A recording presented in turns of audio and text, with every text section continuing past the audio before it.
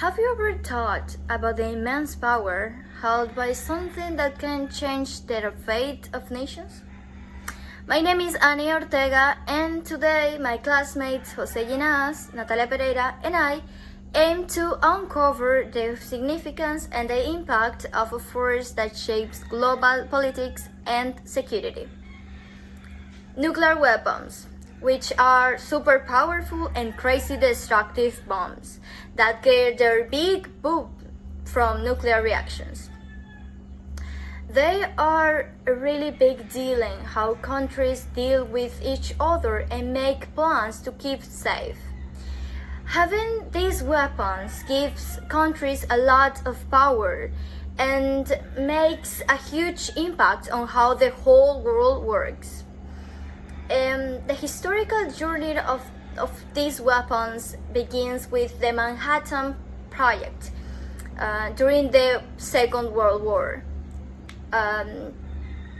These ambitious scientific initiatives, led by key figures like J. Robert Oppenheimer, aim to unlock the power of nuclear fission, resulting in the creation of the world's first atomic bombs.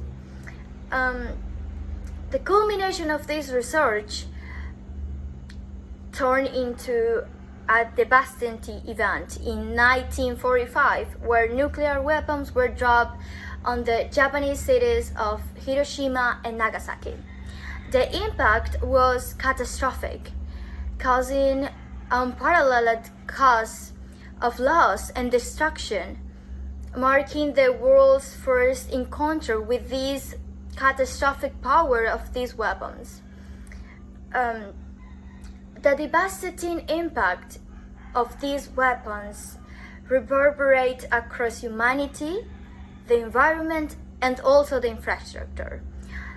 The immediate impact that have these weapons, this strike, involves the loss of lives on an unprecedented scale. The detonation of a single nuclear warhead can cause mass casualties, severe injuries, and fatalities among populations within the blast radius. And beyond casualties, the infrastructure within the area faces complete devastations. Buildings, roads, utilities, and communication networks are razed to the ground, severely hindering rescue and recovery efforts. And the aftermath of a nuclear strike results in environmental consequences. Radioactive fallout contaminating the air, the soil, and the water resources, leading to widespread and ecological damage, exposing health risks to survivors exposed to radiation. The radiation exposure from nuclear fallout carries significant long-term health hazards. They have risks of various cancers and other diseases or conditions. Additionally, the societal and psychological traumas stemmed from the experience of a nuclear attack leaves lasting scars on affected communities, altering their socioeconomic landscapes for generations.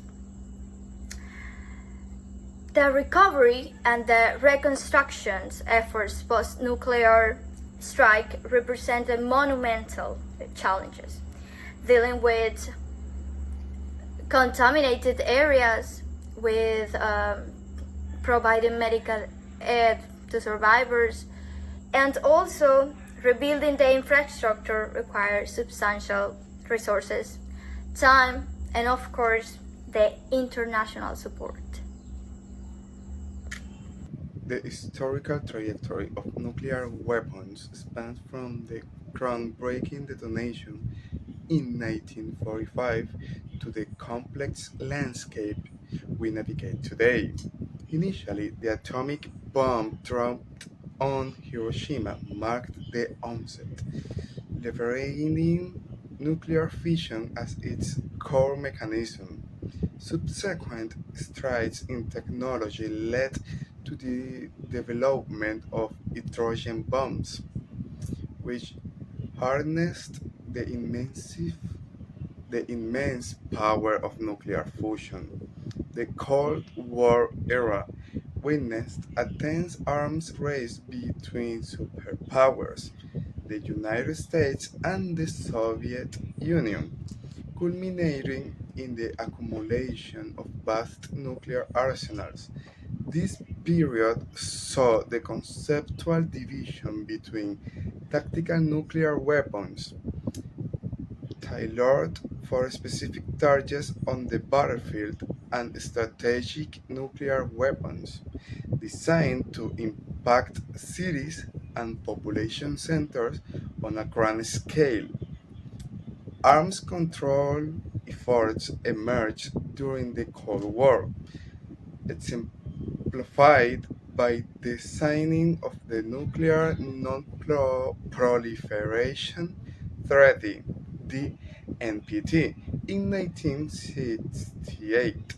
This treaty aimed to curb the spread of nuclear weapons and promote disarmament, albeit with challenges and loopholes. Over time, additional nations, including China, France, the United Kingdom, India, Pakistan, and North Korea, joined the exclusive club of nuclear armed states, further complicating the global nuclear landscape. In recent years, the focus has shifted towards the modernization of nuclear arsenals, emphasizing the miniaturization of warheads and advancement in delivery systems like ballistic missiles.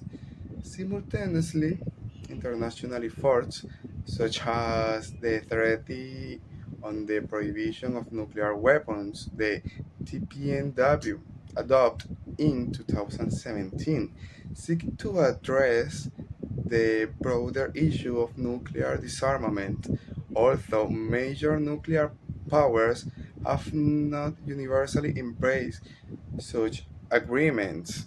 The contemporary scenario is characterized by an intricate interplay of geopolitical dynamics, technological advancement, and ongoing concerns about proliferation, striking a delicate balance between maintaining global security and fostering disarmament remains an ongoing challenge for the international community. Hi, my name is Natalia, and today I'll be talking about how totalitarian governments use strategies and weapons to control their population. First, we have force and intimidation. The government may deploy police or military forces to suppress distant protests through physical force, intimidation tactics such as threats, violence, imprisonment are used in steel to fear and discourage opposition. Second, we have propaganda, weapons of information and communication, such as state-controlled media, are used to propagate ideologies favorable to the government. Propaganda can shape public opinion, manipulate perceptions, and demonize opposition, ensuring compliance and support for the regime. Third, we have surveillance and monitoring. Totalitarian governments often employ extensive surveillance systems to monitor citizens' activities. This includes electronic surveillance, monitoring online activities, and employing informants report on decent behavior, creating an atmosphere of constant observation and fear. Fourth, we have weaponization of legal system. Laws on legal system are manipulated to suppress dissent. Political opponents or critics may be arrested or fabricated charged with vague offenses, enabling the government to maintain control by suspending the position legally. Fifth, we have restriction of weapon access. Totalitarian governments often control access to weapons amongst civilians, limits the possibility to armed resistance or uprising against the government, ensuring that the state remains a monopoly on force.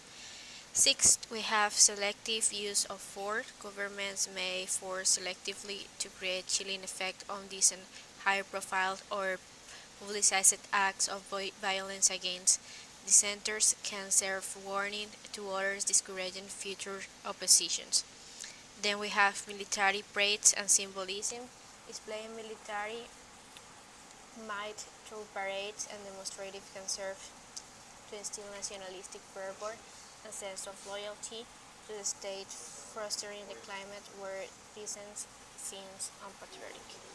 We can compare it also to the book that we read, that is Animal Farm, where basically the animals rebel against the farmer using weapons, and how then when Napoleon takes the control everything changes, and he also used weapons to keep people quiet, to keep the animals quiet, to basically be the leader and basically fear the animals with those weapons. So we need to take in mind that the use of weapons can lead to disasters in totalitarian governments because many innocent people can die.